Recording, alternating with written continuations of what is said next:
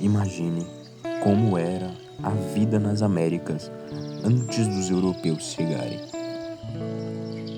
Havia diversas civilizações na qual possuíam suas próprias línguas, crenças e também costumes. Alguns desses povos construíram cidades enormes, já outros viviam em comunidades pequenas, em harmonia com a natureza.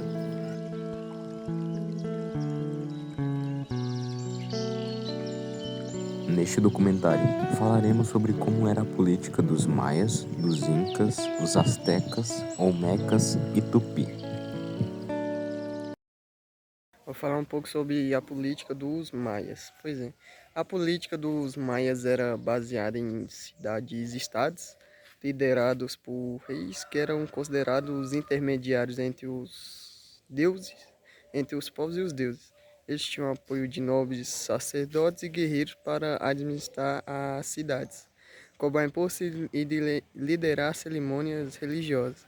As cidades frequentemente andavam em guerra umas com as outras e a diplomacia também era importante, com alianças sendo formadas através de casamento entre famílias, rei e reis. É isso aí, espero que tenham gostado mais uma vez, ó. Pá.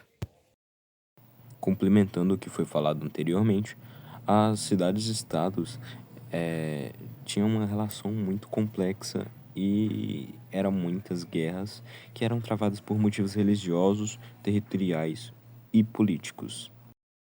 Porém, nem sempre essas cidades-estados viviam em conflito.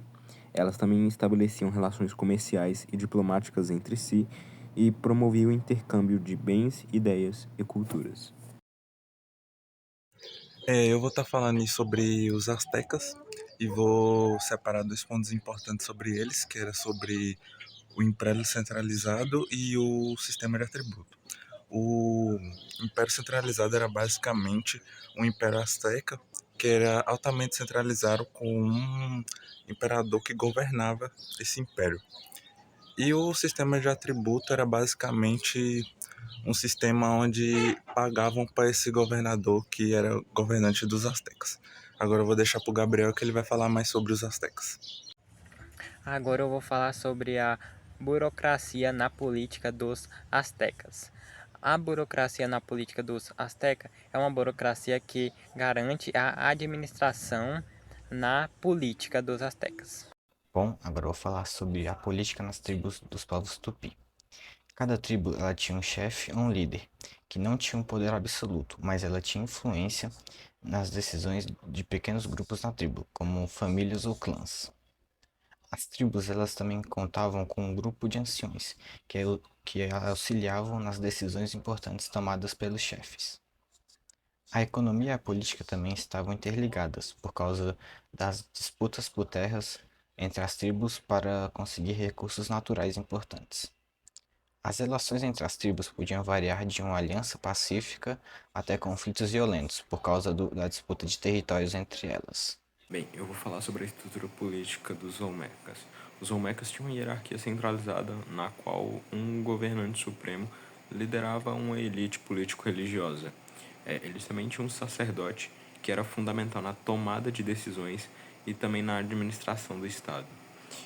O seu território era formado por cidades-estados que cada uma tinha um centro cívico-religioso e a economia deles eram formadas por tributos, né, de comunidades subjugadas.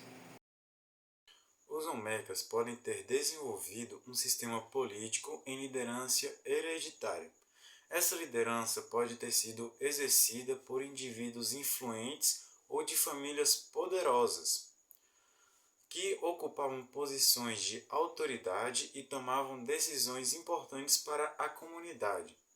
A distribuição de poder político e autoridade dentro da sociedade Olmeca provavelmente estava relacionada à estrutura social econômica, incluindo fatores como status, riqueza, conexões familiares.